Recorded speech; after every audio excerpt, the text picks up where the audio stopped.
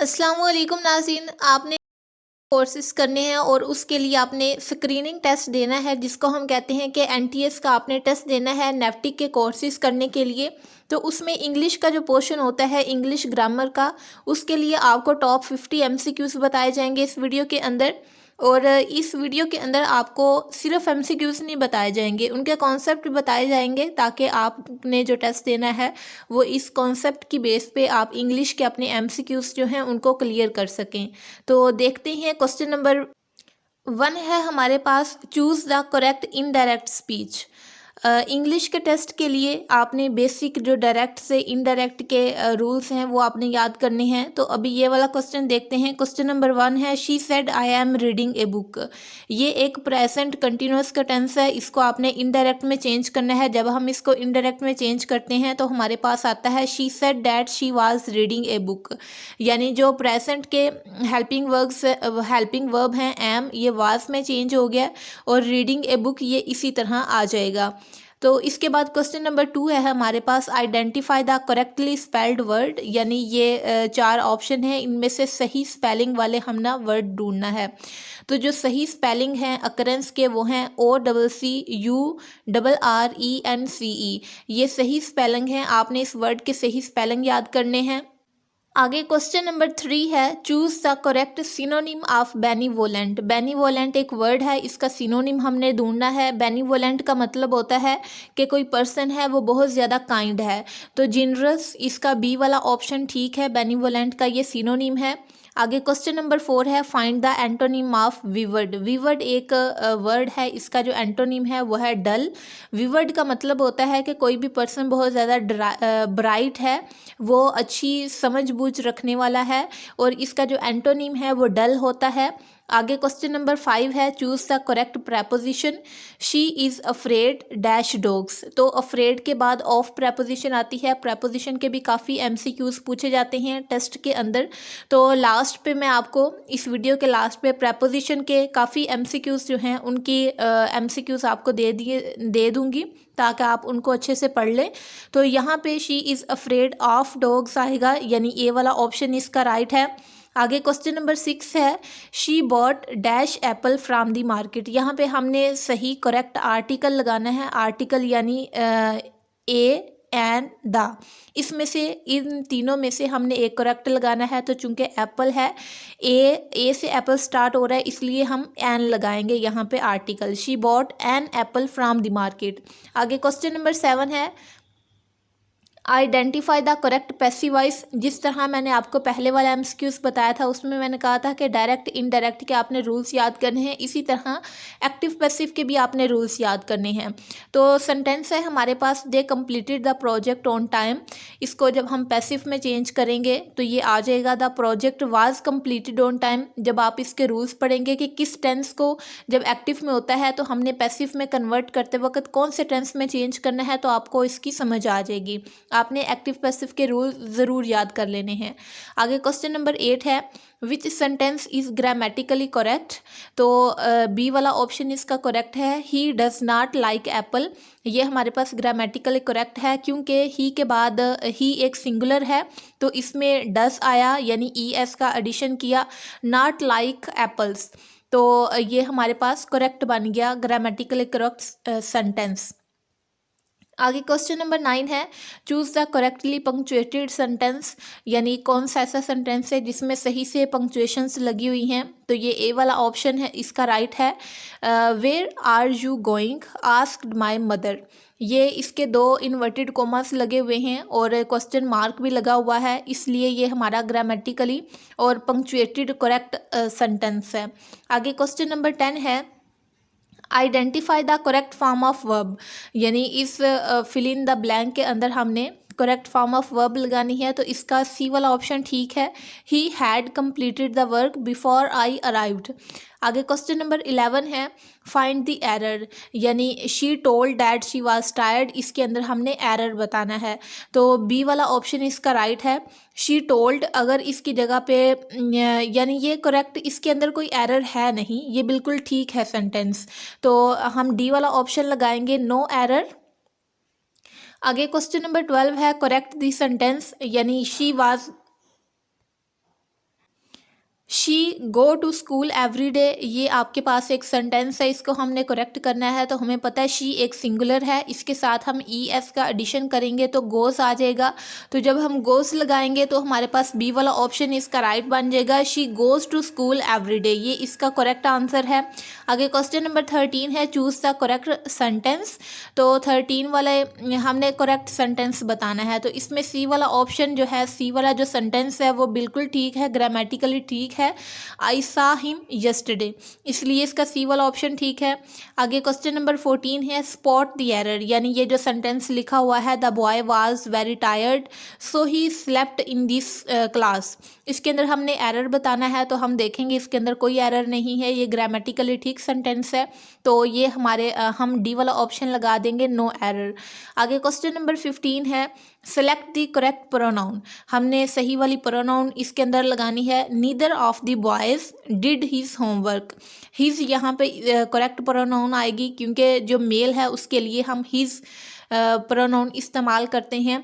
आगे question number 16 है, the phrase bite the bullet means, bite the bullet का मतलब होता है कि बहुत ज़्यादा डिफ़िकल्टीज़ को, डिफ़िकल्ट सिचुएशंस को ब्रेवली हैंडल करना, उनको फेस करना, इसलिए इसका बी वाला ऑप्शन राइट है, to face a difficult situation bravely. ये 16 क्वेश्चन हैं। आगे 17, 18, 19 अप टू 50 तक मैं आपको एमसीक्यूज़ बता रही हूँ, वो आपने खुद रीड आउट करने हैं। आपको यहाँ पे मैं दिखा देती हूँ, स्लाइड शो कर देती हूँ, और लास्ट पे कुछ प्रेपोजिशन के एमसीक्यूज़ होंगे, उनको भी आप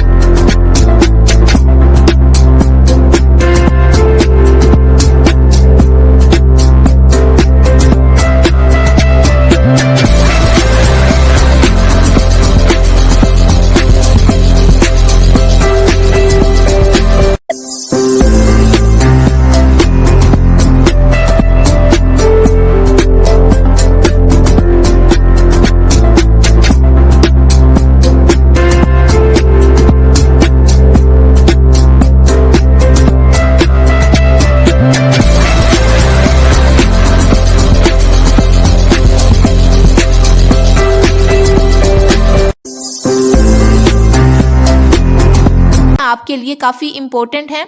तो क्वेश्चन नंबर 1 है books are a great source dash happiness. तो यहाँ पे ऑफ आएगा, यानी books are a great source of happiness. आगे क्वेश्चन नंबर 2 है this flying coach is bound dash Karachi. तो यहाँ पे फॉर प्रपोजिशन आएगी, this flying coach is bound for Karachi. आगे क्वेश्चन नंबर 3 है green pepper is very rich dash vitamin C. तो इस यहाँ पे आएगी आंसर इन, क्योंकि green pepper is very rich in vitamin C. आगे क्वेश्चन है I am worried dash the exam. तो यहाँ पे अबाउट आएगा अंदर, I am worried about the exam. आगे वाला क्वेश्चन है please wait for me I will be finished dash 5 और 10 मिनट्स। तो यहाँ पे इन आएगा, I will be finished in 5 और 10 मिनट्स। तो आगे वाला क्वेश्चन है I am getting late dash office. तो इसका सही आंसर है for, I am getting late for office. आगे वाला क्वेश्चन है the club usually empties dash about 2 in the morning। यानी द क्लब, यहाँ पे इसका आंसर आएगा out. The club usually empties out about 2 in the morning, यानी जो क्लब है वो यूजुअली 2 बजे खाली हो जाता है। इसके बाद आगे वाला एमसीक्यूज देखते हैं। I am not acquainted dash her father. तो यहाँ पे प्रपोजिशन विद आएगी, क्योंकि हमने इसके साथ जो है वो रिलेशन बताना है और इसके साथ जो है वो थोड़ी सी अटैचमेंट बतानी है। तो विद प्रपोजिशन यहाँ पे ठीक है, I am not acquainted with her father. तो आगे वाला क्वेश्चन है Sana is not known dash me. Sana is not known to me, यानी सना मुझे नहीं जानती। आगे वाला क्वेश्चन है do not bother me 3 o'clock dash night. Answer है यहाँ पे at, do not bother me 3 o'clock at night. At preposition आएगी। आगे वाला क्वेश्चन है my sister is bad dash maths. तो सब्जेक्ट से रिलेटेड कोई भी बात करनी होती है तो सब्जेक्ट से पहले एट प्रपोजिशन आती है। My sister is bad at maths. Is I would like to thank you dash behalf of all of us. तो यहाँ पे ऑन प्रपोजिशन आएगी, I would like to thank you on behalf of all of us.